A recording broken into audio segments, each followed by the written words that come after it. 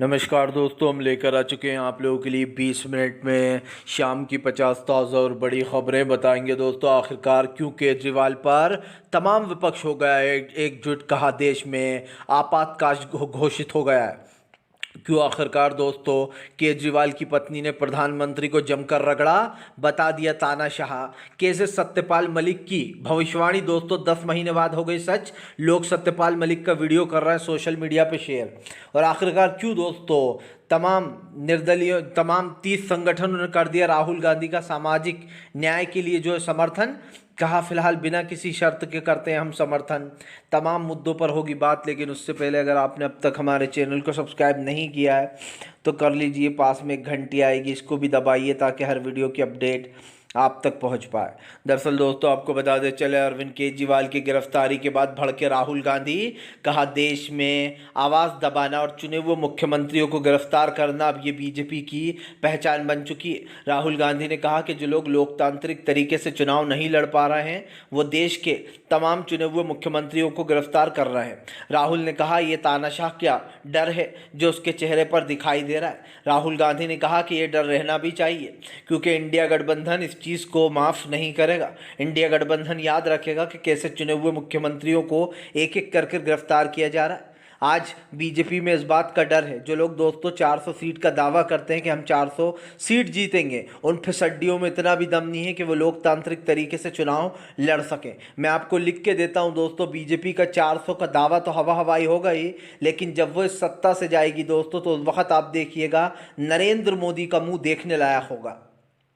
प्रधानमंत्री को लगता है कि देश की तमाम संस्थाओं को अपने कंट्रोल में कर लो, चुने हुए मुख्यमंत्रियों को जेलों में डाल दो, इससे हमें ताकत मिल जाएगी, हम जीत जाएंगे। लेकिन मैं लिख के देता हूँ, केजरीवाल को गिरफ्तार करना बीजेपी के ताबूत में आखिरी कील होगी दोस्तों, क्योंकि केजरीवाल को गिरफ्तार करके बीजेपी ने इंडिया गठबंधन को एक बूस्टर डोज दे दिया है, एक हवा दे दी है। आपको बताते चले दोस्तों, फिलहाल भारतीय जनता पार्टी के खिलाफ तमाम विपक्ष हुआ एकजुट। विपक्ष पहुंचा ये जो है यहाँ पर चुनाव आयोग। हालांकि दोस्तों सब जानते हैं कि चुनाव आयोग कुछ करेगा नहीं। चुनाव आयोग भी बीजेपी की ही एक संस्था हो चुका है अब चुनाव आयोग। और ख़ास कर दोस्तों अब तो लोगों को कोर्ट के कई जज ऐसे हैं जिन पर भरोसा नहीं रहा। ये तो आप कल ही समझ गए होंगे जब केजरीवाल की पिटीशन को वापस ले लिया गया। बात सिर्फ ये नहीं है दोस्तों, बात यह है कि अब तमाम इंडिया गठबंधन चुनाव आयोग के पास पहुंचा और उसने गुहार लगाई कि आखिरकार ऐसा क्या हो गया कि चुनाव से पहले अरविंद केजरीवाल को उठवा लिया जाता है। और उसने चुनाव आयोग से शिकायत की तमाम विपक्ष ने कि चुनाव से पहले आचार संहिता का उल्लंघन किया जा रहा है, विपक्ष को एक एक कर गिरफ्तार किया जा रहा है। ऐसे तो फिर देश में दोस्तों आप समझिए किसी भी तरीके से फेयर चुनाव हो ही नहीं पाएगा। कांग्रेस के तमाम बैंक अकाउंट फ्रीज कर दिए गए हैं। जब कांग्रेस के पास पैसा नहीं होगा तो चुनाव कैसे लड़ेगी। इधर अरविंद केजरीवाल को गिरफ्तार कर लिया जाता है, उससे पहले हेमंत सोरेन को किया गया था। तो इस सब चीज़ों को लेकर विपक्ष सुप्रीम कोर्ट पहुंच गया। सवाल सिर्फ ये नहीं था दोस्तों कि विपक्ष जो है वो चुनाव आयोग पहुंचा। हालांकि विपक्ष खुद भी जानता है कि चुनाव आयोग कुछ करेगा नहीं, लेकिन दोस्तों दुनिया को ये बताने के लिए विपक्ष गया है कि देखो हम जा रहे हैं चुनाव आयोग, लेकिन चुनाव आयोग कुछ नहीं करने वाला। क्योंकि जाहिर सी बात है जब एक एक कर तमाम विपक्ष को जेल में डाला जा रहा हो तो इस देश में फेयर चुनाव कैसे होगा, ये सवाल उठता है। 10 साल की सरकार में बीजेपी ने कुछ नहीं किया है, ये पूरे देश की जनता जानती है। और इसीलिए दोस्तों तमाम बीजेपी हिंदू विरोधी है। अरविंद केजरीवाल होली नहीं मना पाएंगे, उनको 6 दिन के लिए रिमांड पर भेज दिया गया है। हेमंत सोरेन होली नहीं मना पाएंगे। तमाम मनीष सिसोदिया, संजय सिंह, क्या दोस्तों ये हिंदू नहीं है? अब मैं खुलकर कह सकता हूँ कि बीजेपी इस देश की सबसे बड़ी हिंदू विरोधी है, क्योंकि वो अपने दोस्तों तमाम जितने भी विपक्ष के नेता उनको जेलों में भेज रही है और वो सब हिंदू हैं।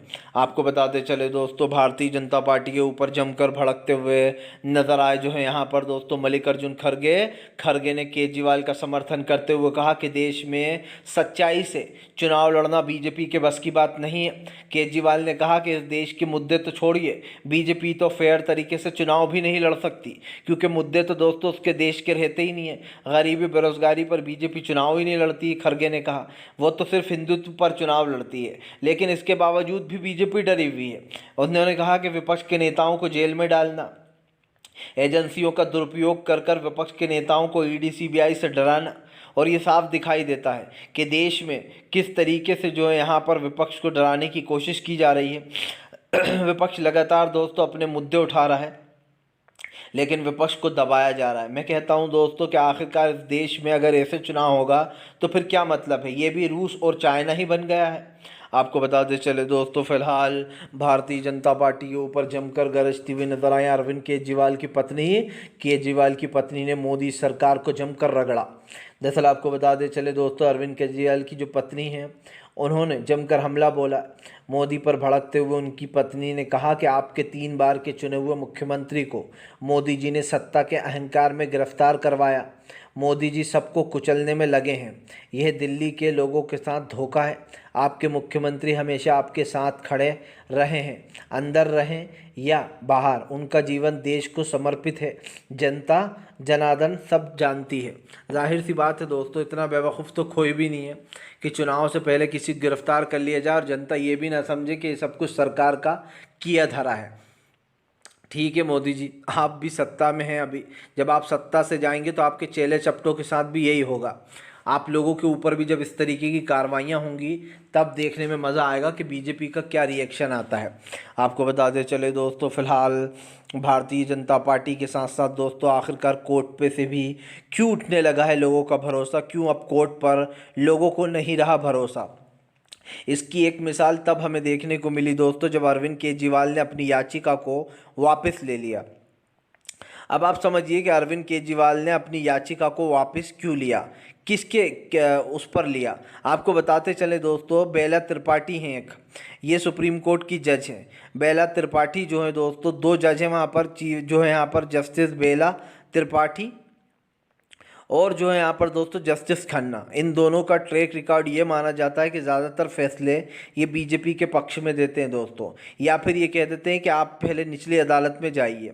कल के कविता के केस में यही हुआ, उनकी बेल को खारिज कर दिया सुप्रीम कोर्ट ने और कहा कि आप निचली अदालत में जाइए, और उनकी बेल खारिज होने के बाद दोस्तों और मामला बिगड़ गया। इसीलिए केजरीवाल के वकील जो मनु सिंघवी थे वो समझ गए थे कि जस्टिस बेला त्रिपाठी और जस्टिस खन्ना उनकी इस बेल को कैंसिल ही करेंगे दोस्तों। इसलिए उन्होंने अपनी पिटीशन वापस ले ली और कहा कि हमारा क्लेश हो रहा है, ख़ास करके रिमांड वाली उससे पिटीशन से, ईडी से, इसलिए हम ये वापस लेते हैं। हम पहले निचली अदालत जाएंगे फिर सुप्रीम कोर्ट आएंगे। दोस्तों आप समझिए, मतलब कि ये साफ़ है कि सुप्रीम कोर्ट के कुछ जज ऐसे हैं जिन पर बिल्कुल भी भरोसा नहीं है खुद वहाँ के वकीलों को। अब आप समझ सकते हैं कि मनु सिंघवी कितने बड़े वकील हैं।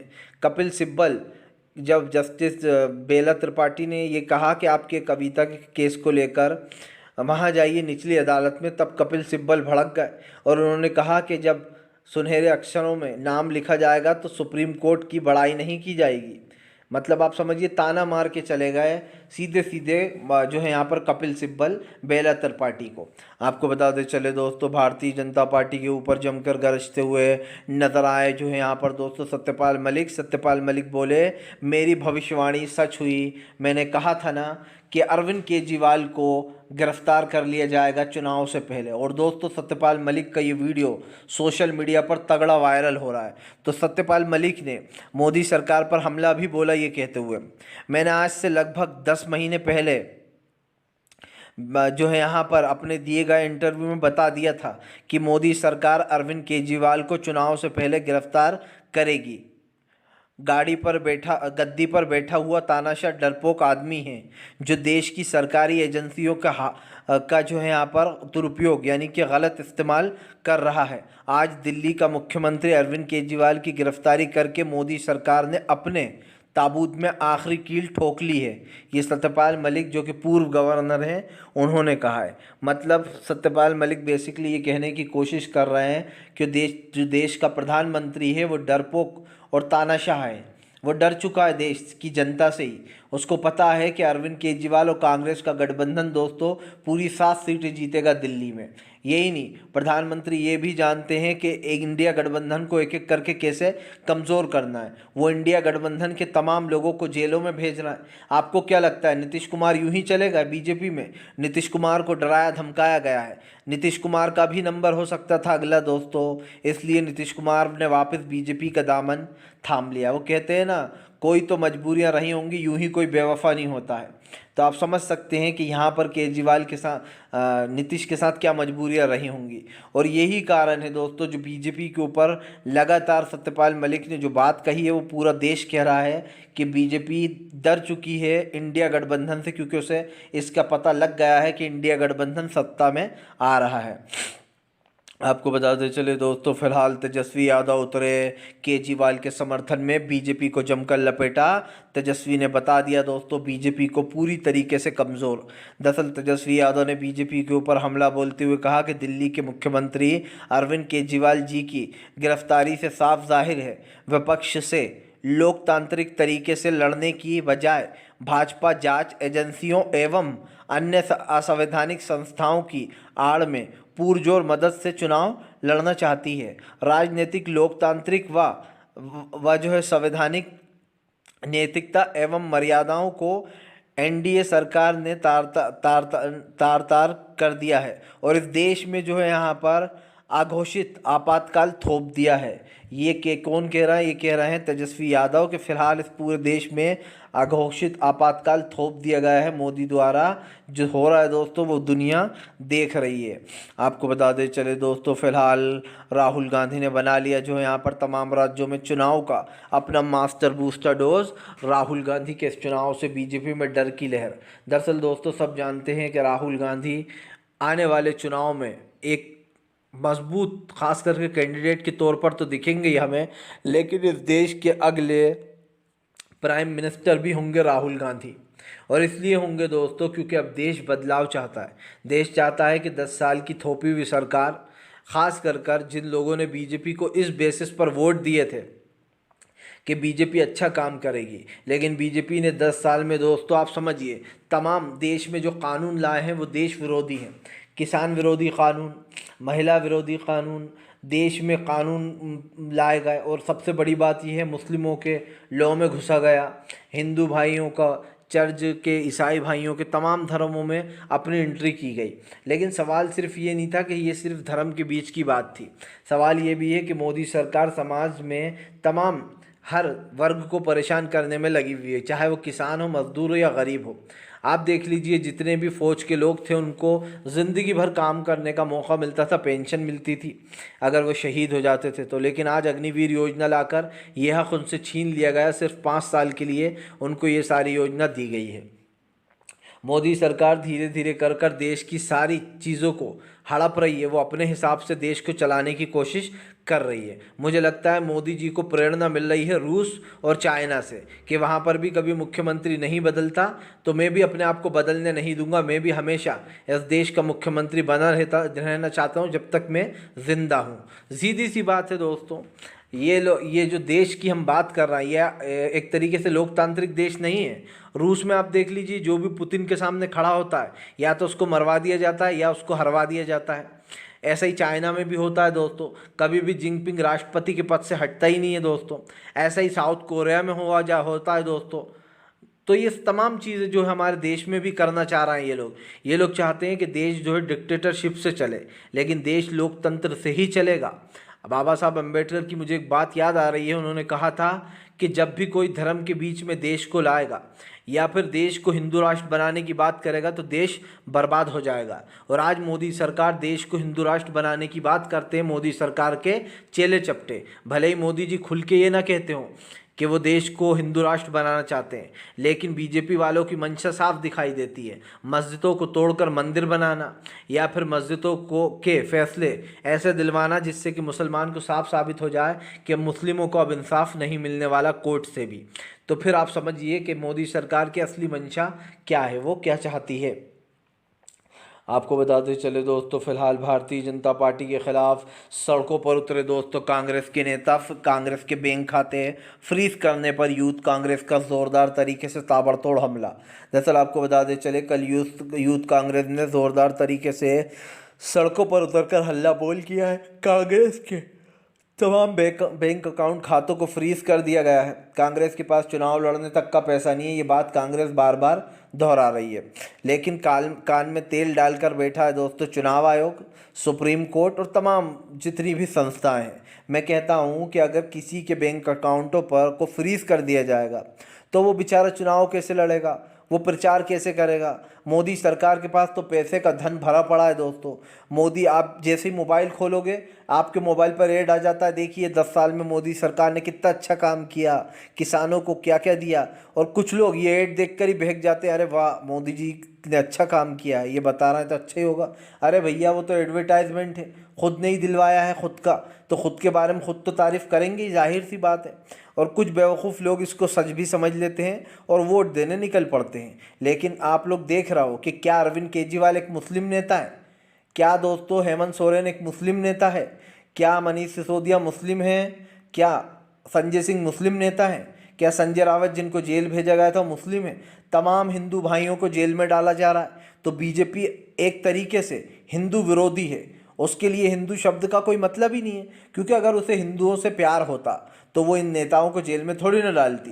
क्या ये लोग हिंदू नहीं है दोस्तों? आप समझिए, बीजेपी सिर्फ हिंदुत्व का दिखावा कर कर हिंदू भाइयों से वोट ले लेती है और उसके बाद कोई मरता है, जीता है, गरीबी में रहता है, उसे कोई मतलब नहीं है। हिंदुत्व तो सिर्फ एक बीजेपी का ढोंग है जिसमें आज भी कई लोग फंसे हुए हैं दोस्तों। और ये बहुत ही दुख की बात है। मैं देखता हूँ कि मोदी सरकार के प्रचार में कई लोग ये तक कह देते हैं कि मोदी जी जो कर रहे हैं वो सही कर रहे हैं। वाह भैया, मतलब इतने बड़े बड़े अंधभक्त भी हमारे देश में हैं जिन्हें देखकर हंसी आ जाती है। जो लोग कभी कांग्रेस के, आप समझिए, इतने सस्ते पेट्रोल को भी महंगा कहते थे, 65 रुपये लीटर को, वो आज मोदी सरकार का 120 रुपये लीटर का पेट्रोल खरीद रहे हैं। तो इसी को कहते हैं अंधभक्ति दोस्तों। जो लोग कहते हैं कि हमारी कमाई बढ़ गई, अरे भैया कांग्रेस के ज़माने में इतनी कम महंगाई थी कि आप 50 रुपये 100 रुपये लेकर निकलो तो अच्छा खासा सामान ख़रीद कर ले आते थे।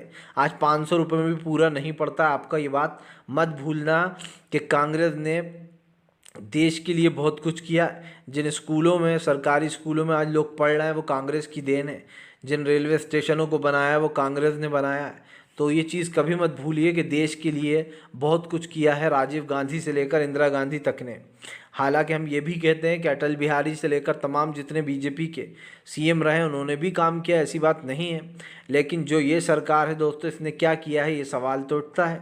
आपको बता दें चले दोस्तों, बीजेपी के ऊपर भड़क गए अखिलेश यादव बोले कब तक विपक्ष को डराएगी बीजेपी, विपक्ष अपनी राह पर निकल चुका है, अब वो सिर्फ किला फतेह कर कर ही मानेगा।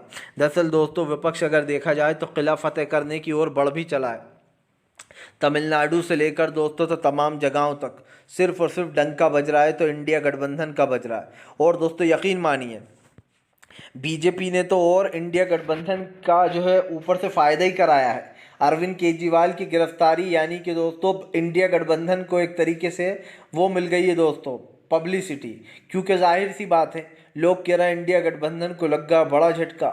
इंडिया गठबंधन से क्या मोदी सरकार डर गई है? क्यों अरविंद केजरीवाल को क्या राजनीतिक तौर पर गिरफ्तार करवाया गया है? तो ये तमाम चीज़ों से इंडिया गठबंधन और मजबूत हो रहा है। लोग देख रहे हैं कि कैसे प्रधानमंत्री बिल बुलाए हुए हैं, कैसे वो विपक्ष के नेताओं को अपने फ़ायदे के लिए एक एक कर गिरफ्तार करवाने में लगे हुए हैं।